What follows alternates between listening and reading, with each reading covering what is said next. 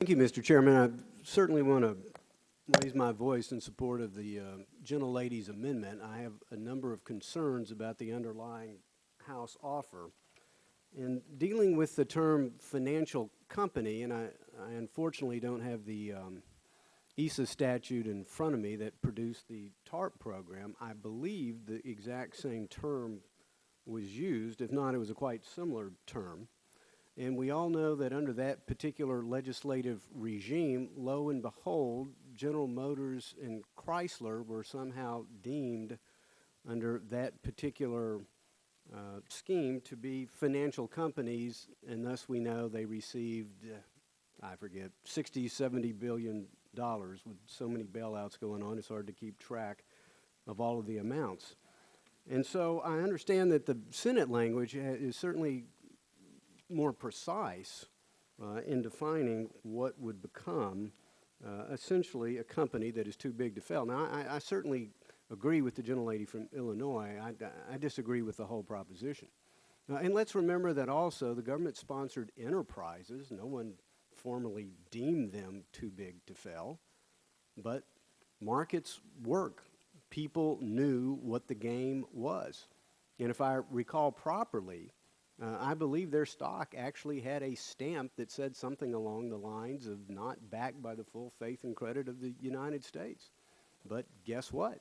Now we have the Secretary of Treasury coming and saying, for all intents and purposes, it's sovereign debt.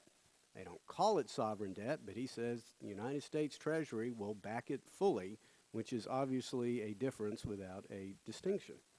And so I'm just concerned again, Mr. Chairman, that if we don't adopt the amendment of the gentlelady from Illinois, I just question one day, as I read the language, and again, there's 2,000 pages here, so I haven't had as much time to study it as I would like, but I'm still wondering if a GM and a Chrysler can be brought into a statutory regime and deemed financial companies. What's to prevent Walmart from becoming a financial company under the House offer? What's to prevent General Electric, particularly when you look at GE Capital? Will they become a financial company? How about AT&T, which is headquartered in my hometown of Dallas, Texas? And I just happen to be reading from the Fortune 50 list here. Hewlett-Packard, Valero Energy, another Texas concern. Number 19 on the list, CVS Caremark. Number 20, Procter & Gamble. Number 22, Kroger. We'll end it here. Number 25, Home Depot.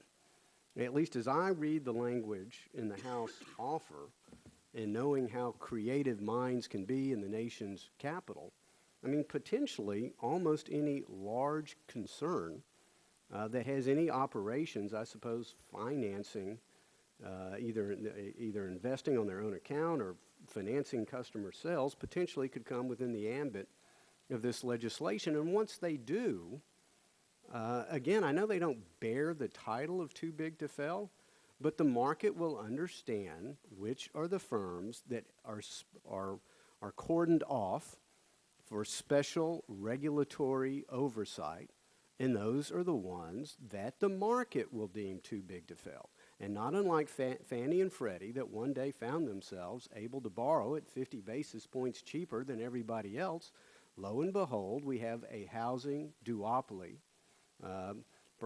that implicitly, whether we liked it or not, did end up bearing the full faith and credit of the United States of America. Many of us, as the debate has ensued, as you well know, believe it is at the absolute epicenter of the economic crisis. And so I see a couple of things happening if we don't adopt the gentlelady from Illinois' language.